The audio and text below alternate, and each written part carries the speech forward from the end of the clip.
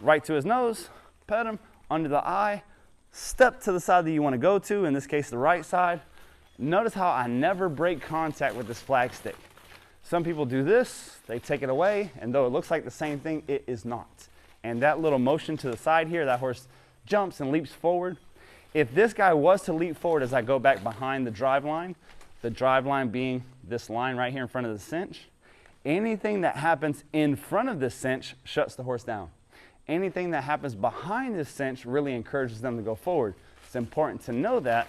So if I touch here and he jumps and kicks forward, I would simply pull his face towards me and put the flag back in front of him. And then work my way back. Boom, he pops. I pull it straight in front of him.